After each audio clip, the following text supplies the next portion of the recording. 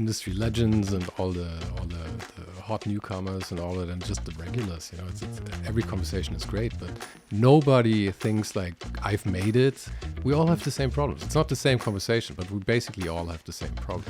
And just be very, for a better word, authentic, and in the moment, it plays out for a much better conversation. I mean, yeah, at first it might hurt, but then eventually I can learn from that. And that is just a chance that you don't have if you just keep your mouth shut all the time. I watched an interview with Tyler, the creator, and I think he signed somebody through finding this guy on YouTube who was making music, and his video had 10 views. That's the power of what we do, and if we can spotlight somebody or share an opinion, somewhat achieving maybe what we set out to do. She's not 30 anymore, so I think the technology part is not her favorite. So I figured, well, just roll with it. But there I had quite a few moments where it was so surreal actually talking to her, and she was telling me all these stories, and 5 minutes into a story I realized, shit, this is actually happening. I'm not watching her on YouTube, and I will have to respond as well. And my English was failing me completely, and I'll have to listen to it again. I think it was probably not as bad as I remember it, but I feel like I didn't do the best job. But fortunately, she's just fantastic, and she just carried me basically through the whole show. What's good, everybody, and welcome to the brand review. Today we have Sven Saro joining us from OHNE Den Hype. We're going to do something a little bit different, I suppose. We don't want to use that dirty word, interview. We've arranged to get together and have a little bit of chat. We're both kind of doing similar things. Sven has been doing it for a lot longer than us. He has spoken to some great people in our industry, from designers, people involved in the art scene, also photographers, and people who are kind of shaking and moving in the cultural space. And you have quite a body of work behind you. You started with YouTube. Now you've moved over to podcasting a bit more, just with sound. Totally understand. I'm sure we'll get into that. The trials and tribulations of making video content. But first of all, thank you so much for taking the time to sit with us and have a chat. Thanks for having me. Nice. But yeah. I actually started out with the podcast. The video was, I kind of felt like I wanted to do that. So I tried it, and I think I started episode 10 or something, and then did it for, I don't even remember, 20 or 30 episodes or something probably. But yeah, it was just, as a one-man show, it was just too much. So I would love to get back into it, but we'll see. Eventually, maybe. Yeah, we did one trip to London with all the I was equipment. just thinking about that, yeah.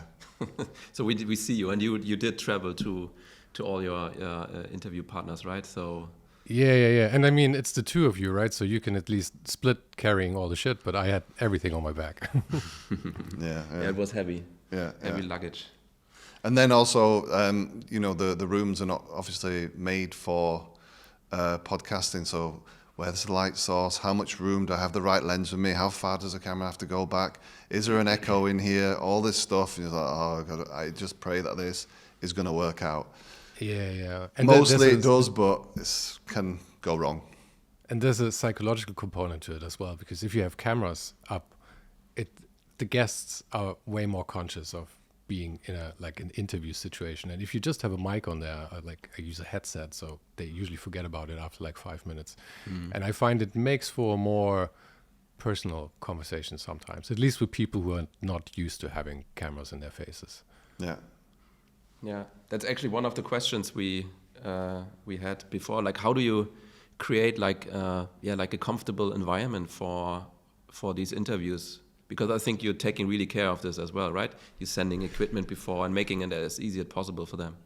Yeah, I mean, these things evolve, right, over time. So it's hard to say. It wasn't like I started out with a plan, but with sending a mic is just, that's probably the bare minimum you can do.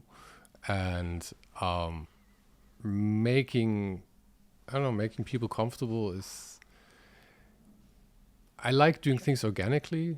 So I think if you just have a normal conversation, or just a human conversation, no prepared questions or anything, then people respond really well to that, and they open up, and conversations develop. I mean, the thing is, obviously, it depends on what style you aim for with your show, because sometimes you want to get to a certain topic. I usually don't really have that. I just want to see how deep I can dive with a person on a personal level.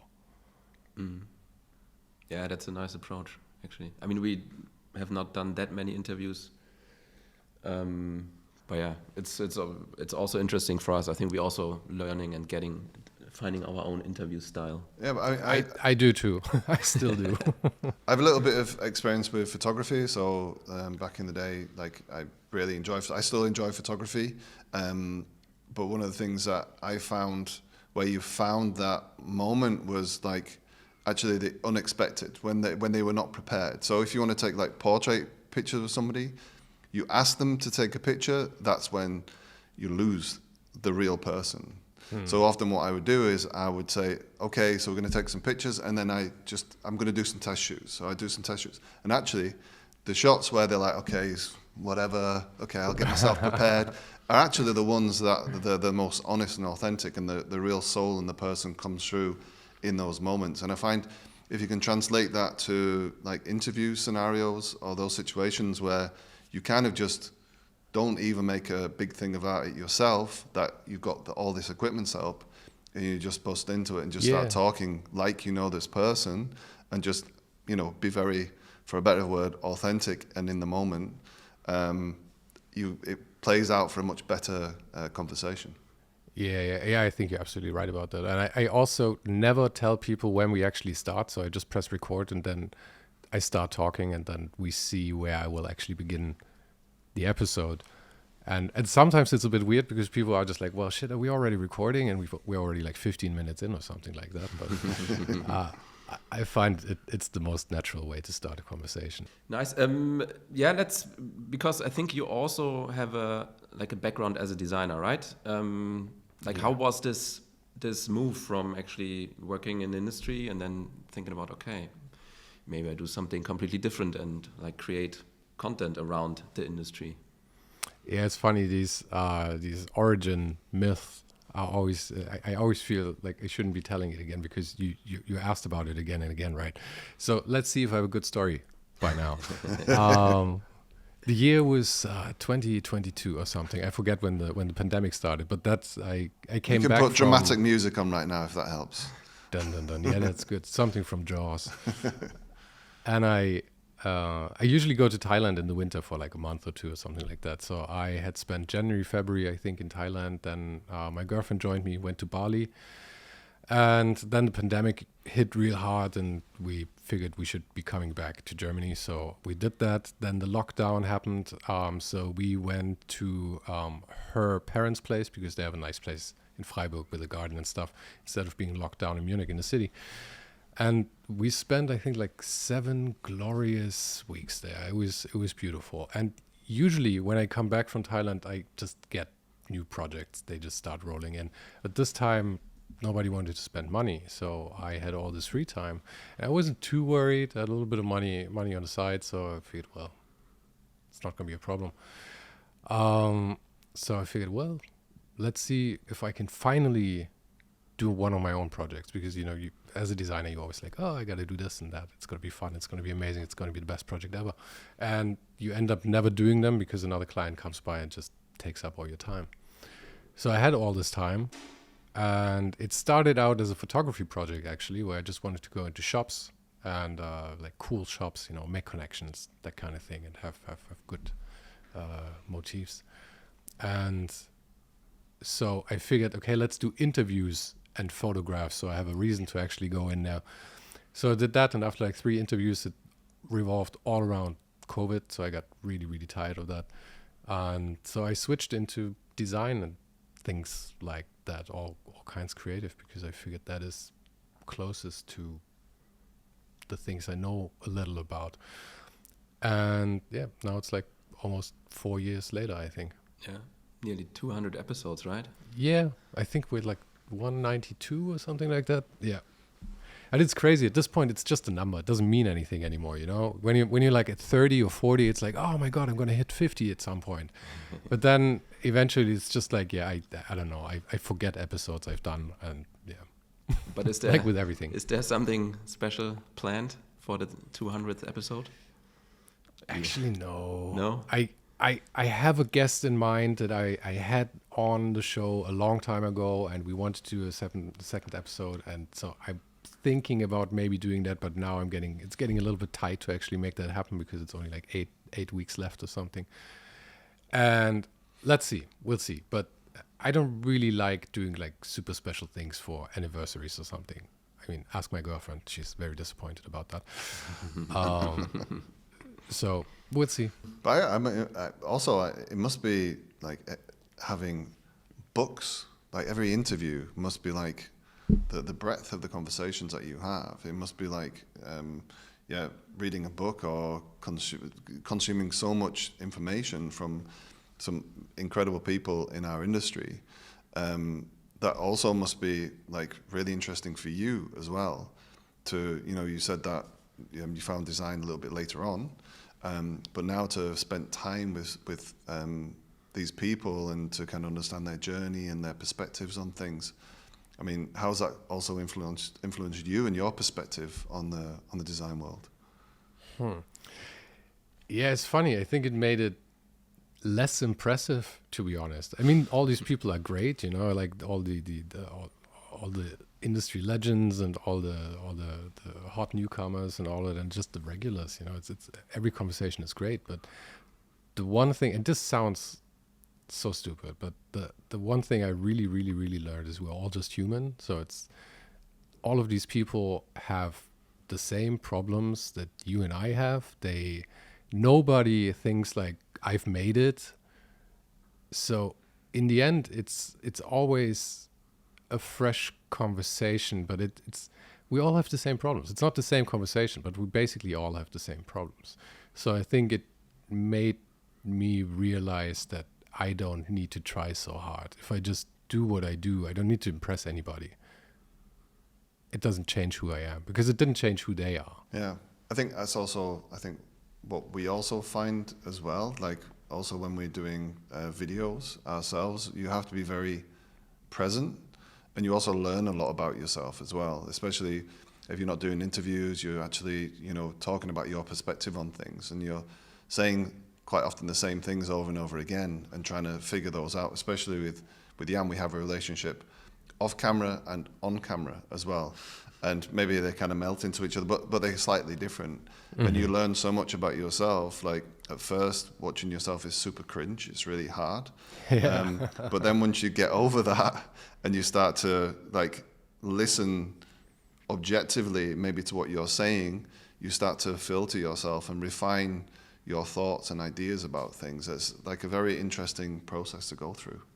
Yeah. I think I do think better thinking out loud, basically. So just having conversations. And especially in the beginning, I mean, as it's always the case, if you put yourself out there, people are going to criticize you, right? And in the beginning, it hit me pretty hard, and I thought I have to get everybody to be happy with me. And at some point I realized, no, I have to be allowed, and everybody has to be allowed to say stupid fucking things, you know, really fucking stupid things that you maybe even regret afterwards and stuff. But that's the only way how you can learn. And because then maybe somebody else will actually, I mean, then the critique is great. If I say something stupid, you do tell me it's stupid. I mean, yeah, at first it might hurt, but then eventually I can learn from that. And that is just a chance that you don't have if you just keep your mouth shut all the time. And I think that is less of a problem now, but I think it had its peak like a year or two ago, where everybody was super careful just to say the right things. And I mean, I don't want to hurt anybody or anything like that, yeah. But I have to be allowed to make mistakes, as is everybody else. Yeah, 100%. And I think it's really important that we're able to also let you talk about that as well and open, because also the process in the studio as well is, you know, it's a cliche by now, but we are open to fail. And the process of creativity is failing and picking yourself back up and challenging and trying things. And if you don't have that, then where's the fun, to be quite honest? You need to learn to pick yourself back up to grow. And the work, can only benefit from that. Mm.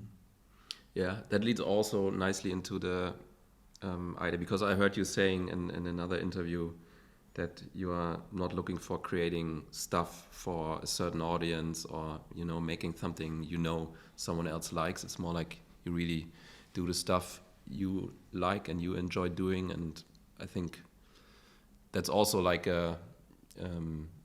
actually that helps to be more successful, to be honest, because it just feels more authentic and real. Yeah. I mean, that's true, and I mean that's always difficult with the authenticity and all of that. It sounds so nice in the beginning, and then some people just kind of weaponize it, and then it becomes a little bit dirty. But I think the truth is just that you can't sustain a fake personality for very long, or at least it's just going to be super exhausting.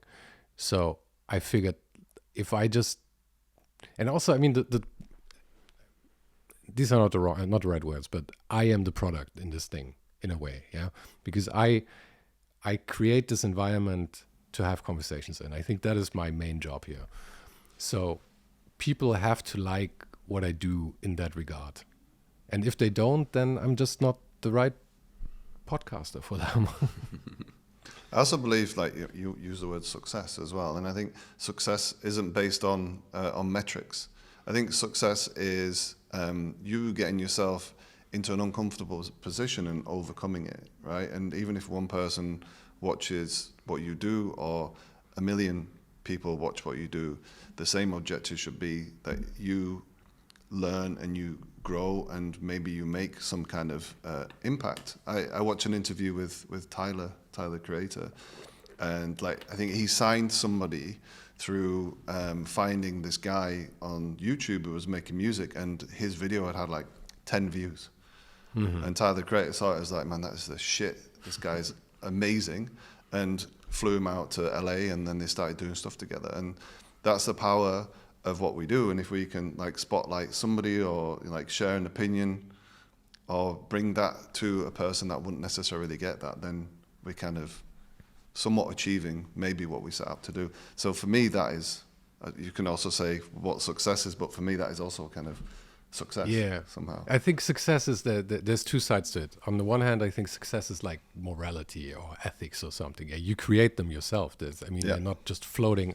Success isn't floating out there in the universe and you have to reach it or anything like that. But on the other hand, you got to eat. So I think there's success in what makes you happy and makes you feel accomplished for yourself. And then there's success in not starving to death because nobody gives a shit about what you do. So it's tricky.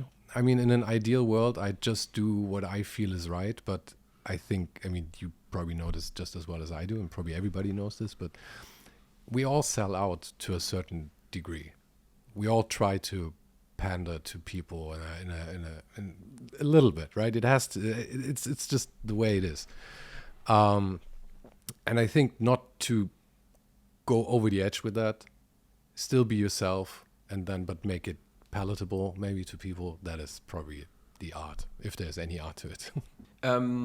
You talked about, we need to eat, right? And as far as I know, you make your living with the podcast, right? That's like your main thing you do. So because we don't. We just use it as a marketing tool. We don't make any money with it so far. Well, YouTube pretends to give us money. So we're on the monetization program. You have to make over 70 euros or euros every month. And just before it takes it away, so it's capped. Bastards. So we don't make anything. It's all for the love, for the love of content and YouTube. And those 70 euros, they would really make the difference, wouldn't they? No, not really. Well, we could buy lunch, so we would be eating. That's good, yeah. But the dirty little secret is it's the only thing I do, and it has been the only thing I've done for the last, however long it's been now. but I'm still, let's say, supplementing it with savings. The thing is, I'm really, really bad at selling shit. So I think I have a good, and I'm putting this in air quotes, product here, yeah, that would probably not be very hard to market and sell, but I'm just fucking horrible at it. I would need, I need somebody to work on that with me probably. But I was very lucky, and I have for the last, I don't know, 8 months or so, I've had a partner on the show, and that is the long-term goal, to have long-term partners. And I'm very happy with that partnership and how it's right now. And if that continues, I think I will be able to actually live off of this. But right now is a time of change for me in a way. I feel like I know how to do this now, and I don't need as long as I used to. It used to be like 6 days a week that I had to work on this. Now it's probably down to, like, let's be honest, like 4 days a week or something. So I have time now to work on something like video or new formats or something like that. And I think with that, the whole thing will get to another level, as they like to say. What level are you going for? The highest, obviously. Of like, course. I don't know. Cinema, full production. Yeah. I don't know, Key 100 gold grips. stars on Super Mario. I don't know what, I don't know what the highest level is. No, I think I'd like to reach more people, and the community aspect is also something I'd like to work on, because I've had guests on who are so much better than I am with that. I am kind of a loner. I like to keep to myself. I like to have small conversation with like 1 or 2 people. Big groups just scare me, and so I've always shied away from just pulling a community around OHNE Den Hype. But I think that's just a missed opportunity. Absolutely. You should do it. You should do it. Like we're talking about getting out of your comfort zone quite a lot already here. We had the opportunity, we went on stage at Future Playgrounds, and we did like a brand review in front of, how many people there? A couple of hundred people. That was terrifying, because it was basically us doing this, and you always question yourself anyway when you're making videos, is anybody actually interested, do they want to watch? But at least you have the chance to edit yourself. This case, no. It's really live and raw, so we could say stuff that could rub people up the wrong way, whether that's a good or a bad thing. We were just honest in our approach, but really it was super rewarding. And having like the audiences like feedback as well, because they were included in the conversation somewhat, was great. And it kind of is like a little bit of a proof of concept of what you're doing. And if you get that opportunity, if you can do like a little OHNE Den Hype kind of like little live tour or festival somehow, where you can get people on stage. I know if it's not your thing, just do it anyway. And I love being on stage, actually. I mean, I'm terrified doing it, and I sweat a lot. I mean, I need a couple of Gatorades with me when I do that. But do you also have that when you get on stage? I have the most terrifying moment is where you have a conversation, and in a conversation, you always kind of have something in the back of your mind where you're just like, okay, this might be the next topic that you're going or something. Sure. And when I'm on stage, there are so many moments where I'm just really fucking blanking. I'm just like, what? I don't even know where I am anymore. And then I notice that the other person stops talking, and you're just like, oh shit, I have to say something right now. What could be said? Words. What are words that people say? And then, I mean, you always make it work somehow, but there are these, like you said, cringe earlier, and those are kind of cringe moments where you're just like, did I really say that? I had no idea what was going on in that moment. Well, I suppose, I mean, we have each other, right? Of Jan, right? So when we did it this time, I know that I can kind of understand or hear in his voice when his sentence is coming to an end, and then I can pick up on that. Or if I struggle, then Jan can do this, and we can play off each other in that way. And I think it's the same in the videos, and we just like applied that naturally to that environment.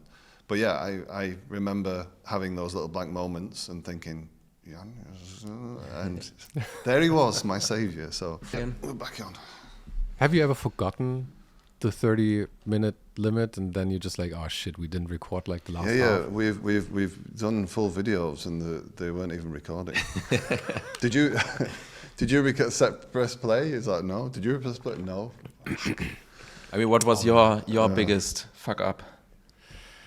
Oh, my biggest fuck up. I don't even know it. I mean, they seem bad in the moment, but I think it's just the same. You just forget to press play, and then like 10 minutes in, you're just like, ah, shit, I gotta. And especially the other person is just talking, super excited, and like 10 minutes in, you're already in a flow, and you're just like, wait, just a second. I actually didn't record this, and we just have to talk about all of the shit again. Yeah, and act surprised when I ask you the same question. Yeah. No way.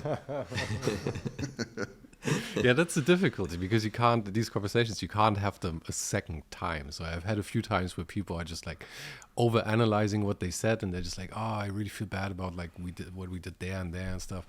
Can we do it again? I was like, no, we can't. It's impossible to get to know each other for a second time. It's just not the way it works. And usually when the episode comes out, people are always fine with it. It's just like you said, when the first time you see yourself or hear yourself, you get super critical and anxious, but you get used to it. And sometimes I know, like you say stuff, and when you're in the moment, you say, did I say that? Or just when the shoot finishes, you also question yourself if you said the right things. But that's actually in the edit, you're like, oh, okay, that was kind of quite smart. So, I'm not as stupid as I thought. Yeah.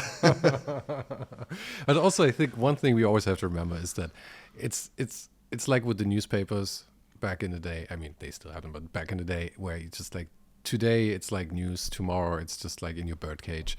Nobody gives a fuck. I mean, the old episodes are being listened to, but I think you're judged on your last episode by most people. So there's freedom in that.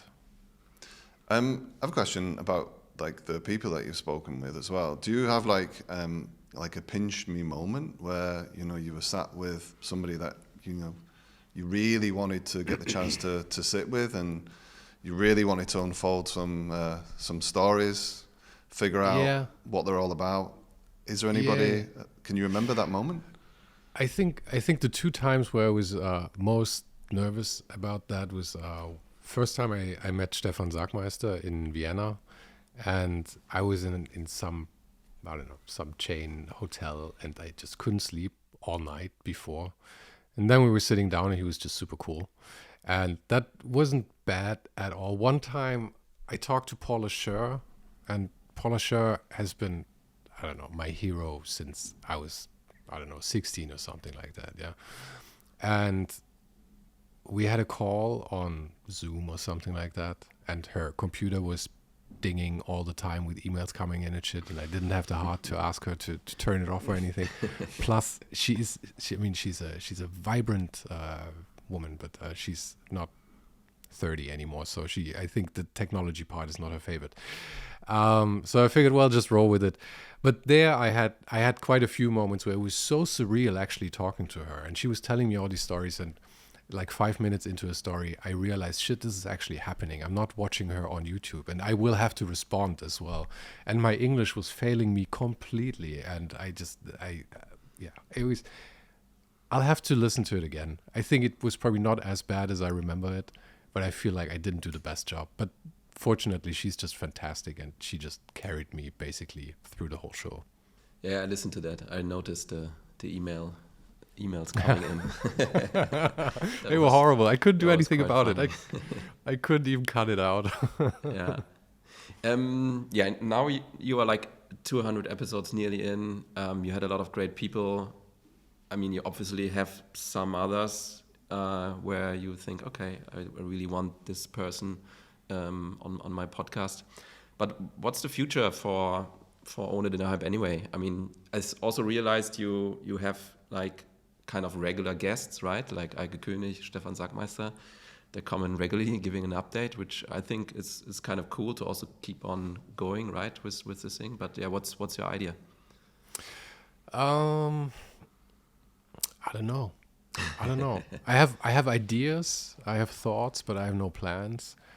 So having people come back on the show was something I realized at some point I wanted to do, because I don't want to just have somebody on and then never be able to speak to them again, especially if it's somebody like Stefan or Eike or something like what you just said, or Paula. I'd love to talk to Paula again. And so that'll be a thing. Also, I think the conversations get better because you get used to each other. You kind of have, a relationship already. So that's one thing. I also want to explore different formats, maybe shorter episodes where it doesn't have to be always an hour or whatever it usually is, but where we can just catch up for, like, maybe it's just a phone call or something. Maybe it doesn't even have to be like a super high production value. I mean, not that my episodes usually are super high production value, but I think that's a really nice thing nowadays, that people come for the content way more than for the quality, I think. So I think it's okay if you have every once in a while something that's just phone quality, but the conversation is good. And if the trade-off is that you have just more spontaneous, fun conversations, I think it's totally worth it. So that's something I'd like to do. Maybe live shows more. I've done a handful of them. They're always fun. Here's an idea for you. I mean, I think you talked to throwing some concepts out, because it just makes me think about, there's a YouTuber that I watch called Abroad in Japan, and he actually set up like his own little Japanese bar as a studio. And I heard that you like the idea of the conversations if you met in a bar for the first time. Yeah, I'd love that, but the problem is that I mean, I think all of us dream of having like that cool studio space, right, where the guests always come in, but I can't really afford to fly people in all the time. So either I have to travel to them, or we do it online, which we do more and more nowadays, because I got kind of sick of traveling for every interview, to be quite honest. So I've actually made the move more towards doing remote interviews, because it gives me so much more freedom. It's more spontaneous. You can do things more spontaneously. Also, the editing is so much easier in the end, which is really nice. So I don't think I'll ever have that studio. It'll remain a dream, but I love my freedom. Dream, right, I love we can dream. No, I think it'll have to revolve more around formats than locations, because I mean, sometimes I don't know, last 2 weeks I was on Sardinia. I'd like to be able to do interviews from there. Then I'm in Thailand. I'd like to do interviews from there. So it's just not realistic to have the studio. There's a guy here in Hamburg, I think he just built like a camper van, or equipped a camper van with a whole podcast studio. Ah, that's cool. Yeah. So I think Steve O from Jackass back in the day has a podcast. Yeah, he does. Yeah, he does. Yeah. All right, I got one more question actually, because for me it's like when I'm here in the studio, everything is about design and what we are doing here, and like the content I consume when I'm out of the office, when I'm, I don't know, at home or with my family. I try to listen to some completely different things. So what's the content you are consuming? It's no design at all, basically. Right now, the topic I went down the rabbit hole is bicycles. So I'm just all into the like alt bike scene, and it's a very expensive hobby. You shouldn't get into it. Other than that, my podcasts are like, I don't know, physics, politics, philosophy. This sounds really douchey when I just say it like this, but it's just what I'm into. And so and I'm also getting more into like long form stuff now, like audiobooks, which is really nice because you don't have to think, and it's just easy. Hard to tell. It's just a hodgepodge of things that I'm into. But usually I have like one main topic that interests me for like 3 months, and then it kind of burns out and I switch to the next one, which is my YouTube history is, I'm probably very confusing to YouTube, to the algorithm, but it works. It works. Nice. I have one last question. If you could give like just like a little bit of advice for anybody who wants to set up the camera, get the microphone out, do an interview, do this thing that we're doing, what would it be? Just start doing it. You will most likely be shit in the beginning, like with everything Great else. advice. And Yeah. if you can accept that, then it's just awesome, because don't have high expectations for the beginning with anything you do. I think just in life, that's good advice, and then you will get better. But the beginning will always be not great. Cool. I actually listened to your first episode this morning, just a Did bit, you? not the whole, just the beginning, and I thought it's all right. It's not that it's not like completely different than. Of course, they're much more improved now, but you could already see where this might go. That actually makes me very happy. But I haven't listened to it since back then, and I doubt that I ever will again. But who knows? Are you sure Maybe. you will? I think the first one is our first video is also. Yeah, I look like I'm made out of wood. Yeah. It's like, oh But God. I mean, that's one thing that slightly terrifies me about video, because afterwards you see how you react, and I realize that sometimes I try to go for a reassuring smile, but I just look psychotic. Yeah. Don't analyze yourself too much. Cool. Thank you. I could talk for hours. It feels like I've known you for a very long time, which I suppose is the point in a way. Thank you so much for spending some time with us. It's been very insightful and also entertaining as well. Yeah, if you haven't, subscribe. It helps us to continue to grow the channel. Like the video if you liked it. And we'll also leave all the links to OHNE DEN HYPE below as well. And it just leaves me one last thing to say, which is thank you very much for tuning in, and we will see you in the next one. Thank you. Cheers. Peace. Bye. Bye-bye. Thanks, Sven. Bye. Thanks for having me. That's Cool. It always feels very abrupt when I have to when we get to the end. I could always just talk for hours.